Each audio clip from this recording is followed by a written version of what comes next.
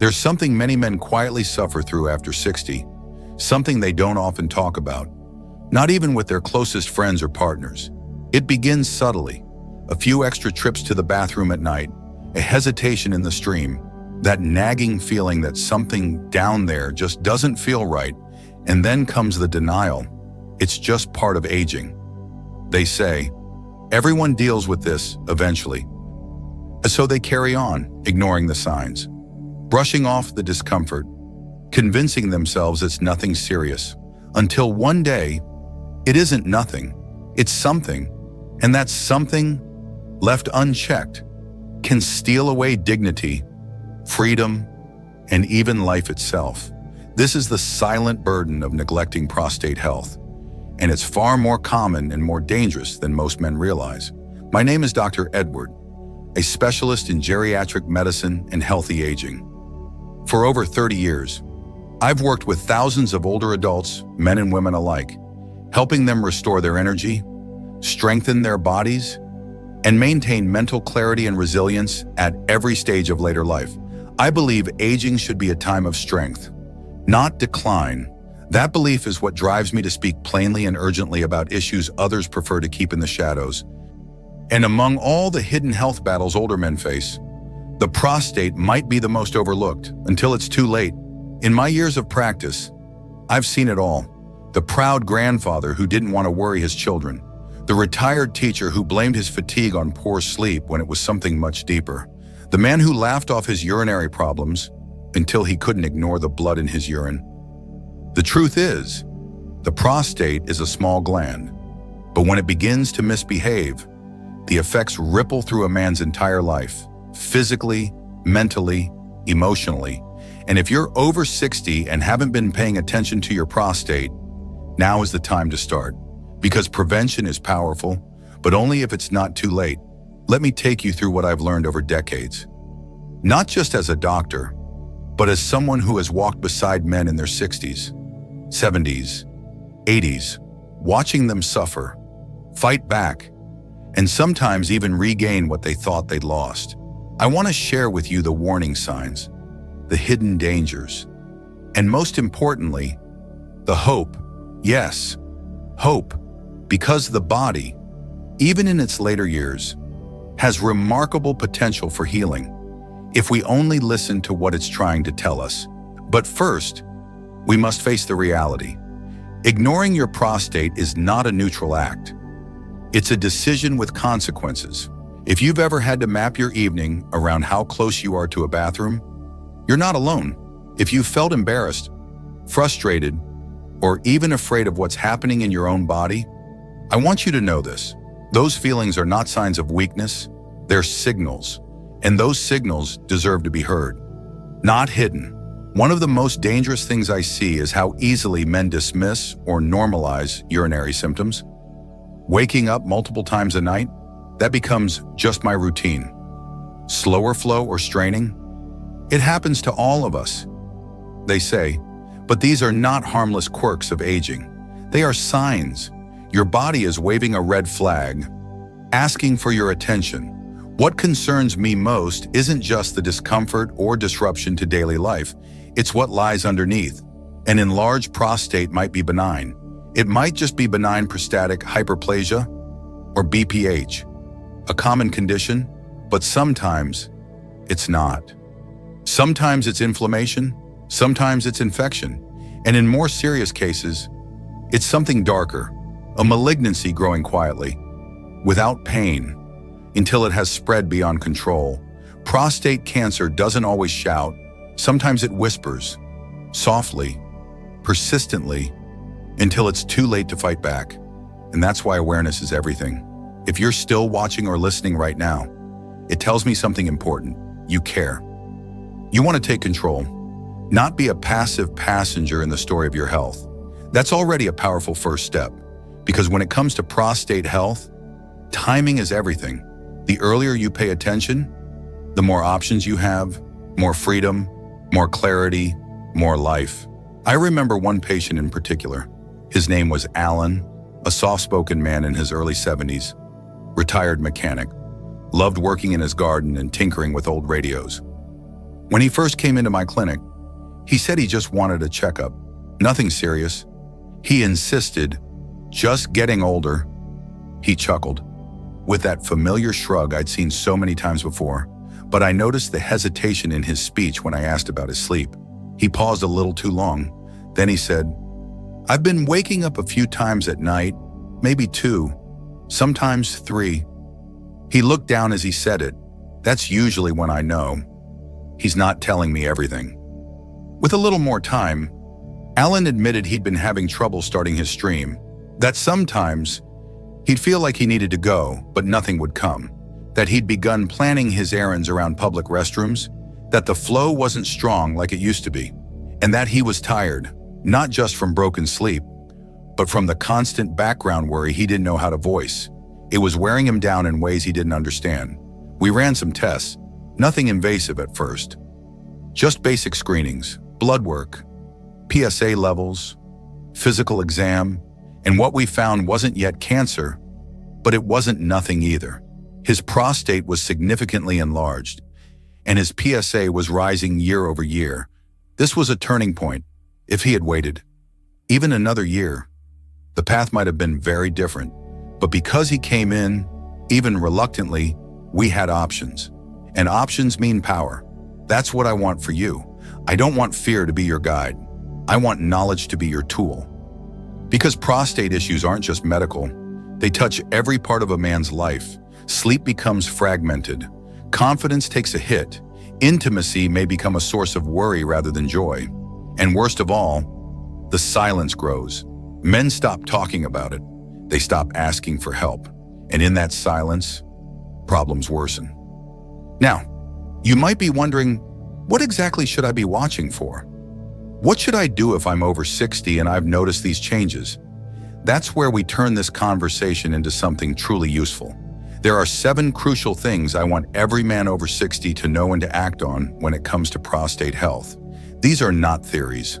They're patterns I've seen over and over, early signals that, if taken seriously, can help prevent years of suffering or even save a life. The first and perhaps most important is this: do not normalize nighttime urination. Waking up once occasionally is one thing, but if it's happening consistently, multiple times a night, it's not just a sleep issue. It's a message. Your bladder and prostate are not communicating properly. Either the prostate is obstructing the flow, or the bladder has become overly sensitive from chronic irritation. And the longer it continues, the harder it is to reverse. Second, pay attention to how you feel immediately after urinating. That not quite empty sensation, it's subtle, but significant.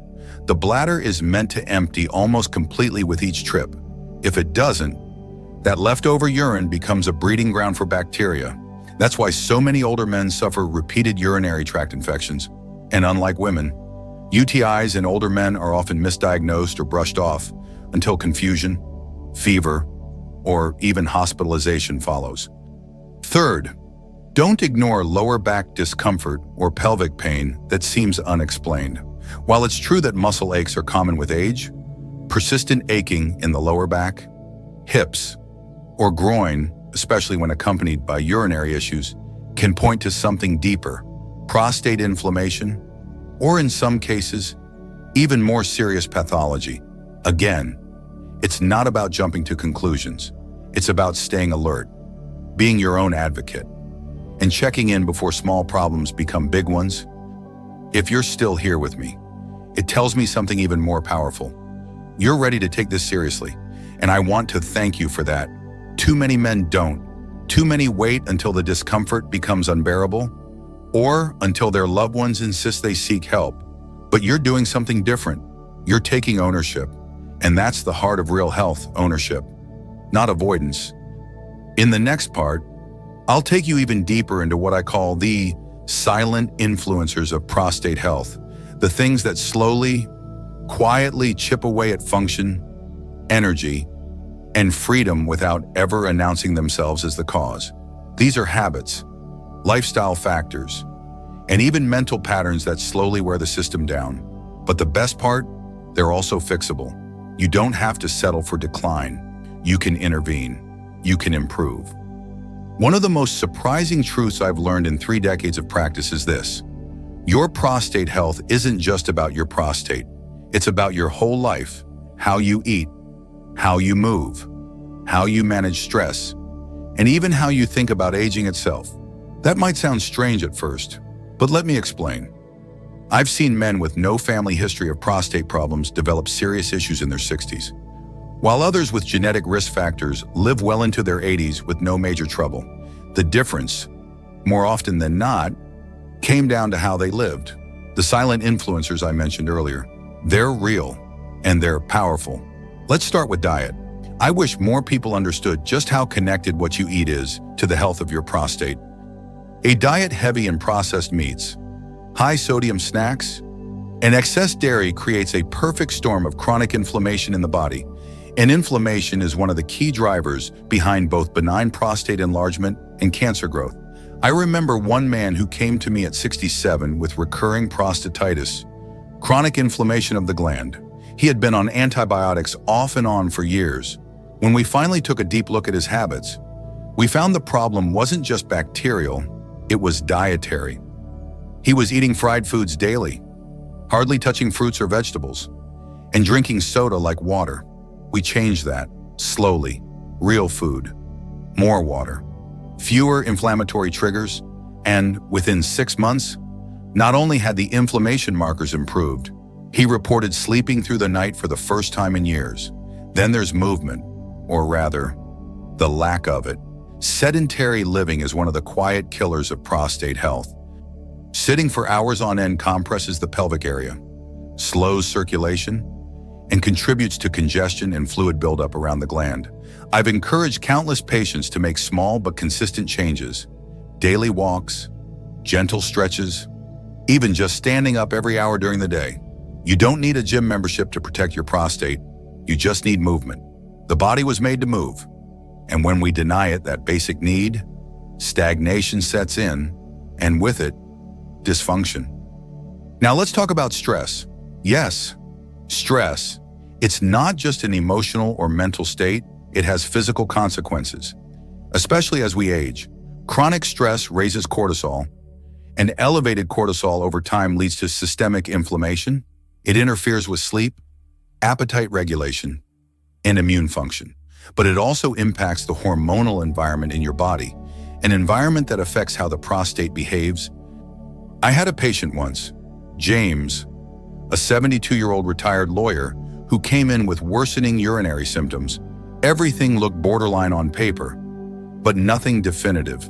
It wasn't until we sat down and talked about his life that it became clear. He was under constant stress from unresolved family issues and unspoken regrets. And once we helped him engage with those emotions through therapy, journaling, and community connection, his symptoms began to shift. The prostate didn't magically shrink, but the tension in his body did, and that made a world of difference. If you're still watching, still listening, still reading, know this: your choices matter more than you think, and the good news is, it's never too late to start choosing better. One of the most heartbreaking myths men believe after 60 is that the damage is done, that health is something they once had, and now must simply watch slip away. I'm here to tell you that's not true.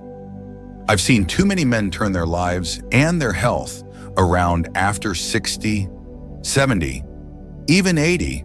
The body doesn't lose its ability to heal. It just needs the right conditions to do so. So what are those conditions?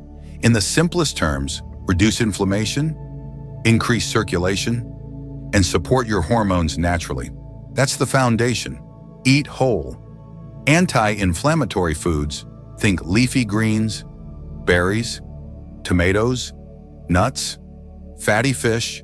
Move your body every day, even if only for 15 minutes. Drink more water and less alcohol. Learn how to breathe deeply and release tension. These are not fads, they're foundations.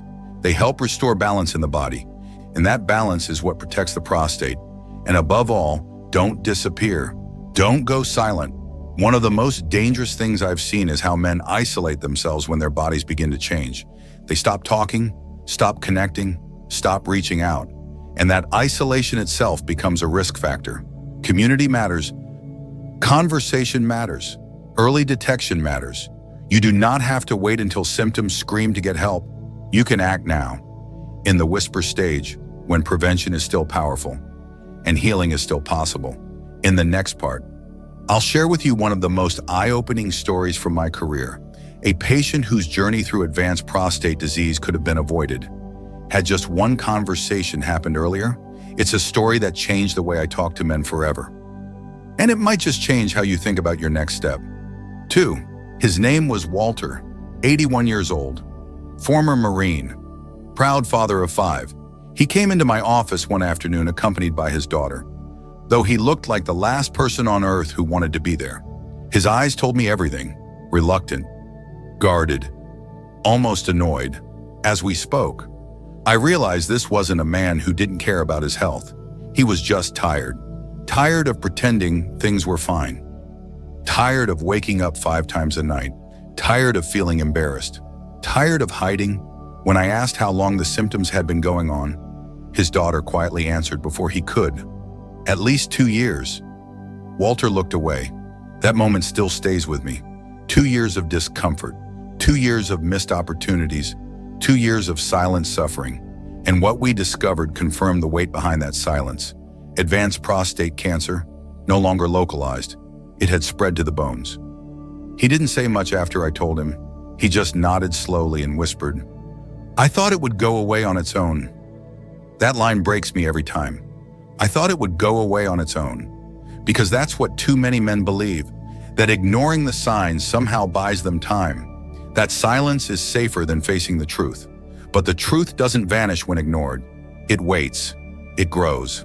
And sometimes, it robs us of the time we thought we were saving. Walter's story isn't here to scare you. It's here to wake you up, because it's not too late for you, not if you're still reading, still breathing, still able to take action. That's the beautiful, redemptive power of this stage of life. Awareness now can rewrite the ending. Whether you're 60 or 85, you still have agency. You still have the ability to listen to your body, to act early, to speak up. You don't need to suffer in silence. You don't need to be the strong, silent type who carries quiet pain like it's a badge of honor. True strength is being willing to care for yourself and for the life you've built. That's why I've spoken with urgency, maybe even intensity, throughout this message, because this matters. Prostate health is not just about a small gland. It's about quality of life, about dignity, about freedom, and about staying here, present, healthy, and whole for the people who love you. Your family doesn't want a hero who hides his pain. They want you fully alive, vibrant, and able to enjoy the years you've earned. So, where do you go from here? You start by having the conversation, whether with your doctor, your spouse, or your closest friend. You start by asking for the test. Even if you feel fine, you start by making one small shift, drinking more water, walking each morning, cutting back on what inflames, adding more of what heals. You start by believing that your health still matters, because it does. I often tell my patients that the body's more forgiving than we are. It has a quiet resilience that's astonishing. It wants to repair. It wants to function. It wants to carry you with strength into the next chapter of your life. But it needs your help. It needs your attention. And most of all, it needs you to listen before it's too late. If this video has stirred something in you, maybe concern, maybe determination, maybe just a little hope, I want to ask one more thing. Share it. Not for me, but for someone you care about. A brother, a husband, a friend, a father. This message might be the nudge they need to act, to speak up, to choose life. Because what we ignore doesn't just go away, but what we pay attention to, that's where healing begins. Take care of your prostate. Take care of yourself. You've got more life to live, and the best chapters may still be ahead.